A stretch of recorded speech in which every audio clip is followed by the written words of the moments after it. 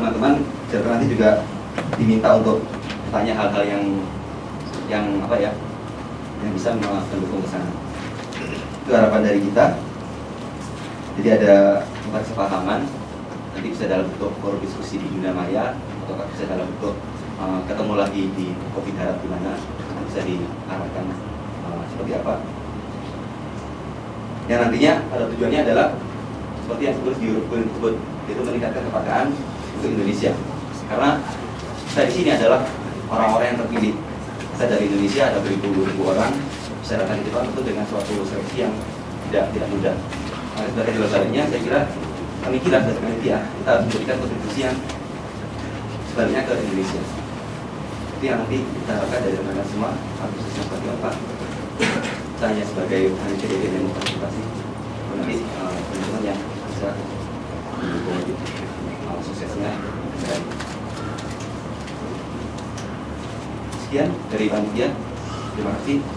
Dan kita lanjutkan ke mencapai.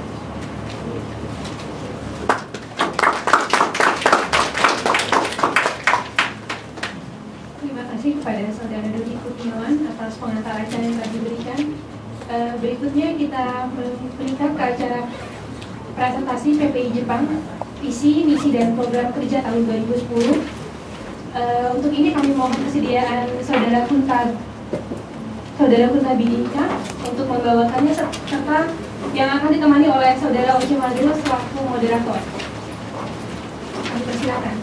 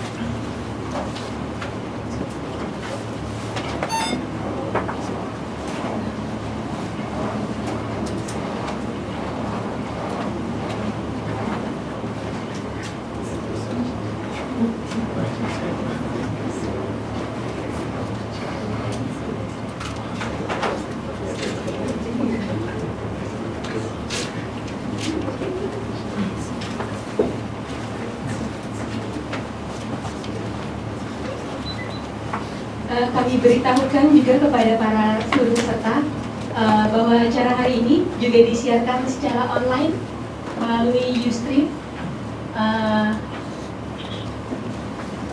dengan alamat www.ustream.tv/channel/dialog antar organisasi DAO di Jepang. Kami persilakan, saudara. Baik, assalamualaikum warahmatullahi wabarakatuh. Selamat siang rekan-rekan semua. Saya akan memoderatori sesi yang pertama ini.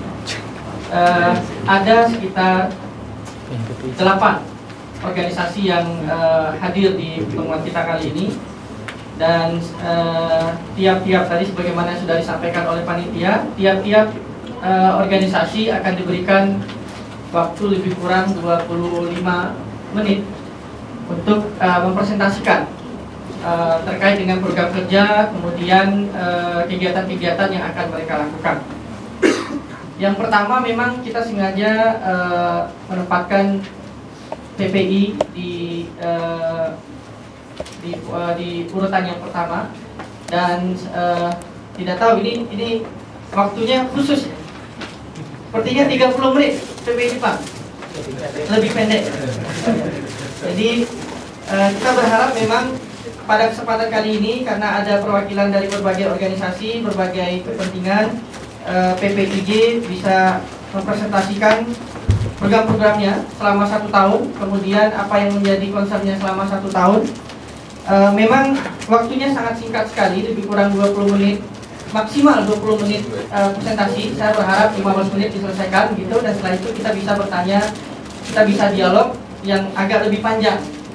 Dan di masing-masing beberapa teman mungkin mendapatkan berkas dan kita bisa baca di lembaran presentasinya PPI Jepang, sehingga presentasi nantinya bisa lebih efektif dan ketika ada pertanyaan bisa dipersiapkan lebih awal. Baik, Mas Guntar, mohon maaf nanti kalau saya sengaja potong-potong, saya mohon maaf. Langsung dipotong saja. Terima kasih, saya persilakan. Terima kasih. Assalamualaikum warahmatullahi wabarakatuh. Nama saya Muhammad Guntar Didika. Mohon maaf saya berdiri saja biar bisa rileks dan tidak terlalu kelihatan kalau grogi. Karena terus terang presentasi untuk sesi pertama ini mungkin ini yang panitianya ini yang curang. Jadi harusnya BGPT harusnya yang di depan. Karena kalau sudah di depan di awal ini nanti akan kelihatan, oh dia cuma segini nih, berarti masih bisa lebih baik. Ya syukur kalau lebih baik tidak bisa disaingi, tapi kalau lebih jelek ini akan kelihatan jeleknya karena yang berikutnya akan lebih bagus. Terima kasih juga untuk khususnya pada Pak Roni mewakili KBRI yang sudah bersedia rawuh untuk acara pagi hingga nanti sore. Juga kepada rekan-rekan yang bersedia untuk terutama dari lembaga-lembaga yang memang sudah menyiapkan diri untuk saling berbagi gitu. Kita sudah sharing, kita saling tahu kira-kira dalam setahun ke depan atau dalam kepengurusan masing-masing organisasi pada khususnya apa yang akan dilakukan, apa yang akan di-share. Idealnya siapa tahu nanti ada hal-hal yang ternyata oh ini kita juga melakukan ini, kita juga melakukan itu gitu, sehingga kita bisa saling share. Persatuan Pelajar Indonesia di Jepang untuk program tahun 2009-2010, jadi kepengurusan kali ini berlaku untuk 1 tahun. Sebelumnya kepengurusan selalu 2 tahun, tapi mulai tahun ini akan dicoba untuk 1 tahun supaya lebih efektif, padat dan bisa ketahuan ini kira-kira mana yang kurang. Kalau kurang segera ganti. Tapi kalau baik ya kalau mau dipilih lagi ya jangan sampai lah. Sampai ke masalah kemarin. Pertama, informasi untuk fakta dan data ini lebih gampang kan nanti bisa dibaca di website PPI Jepang.com. Tapi oke lah, akan di highlight di sini. PPI Jepang didirikan pada 24 Juni 1953. Itu awalnya itu bernama Himpunan Mahasiswa Indonesia di Jepang. Kemudian berganti menjadi Persatuan Pelajar Indonesia di Jepang hingga saat ini.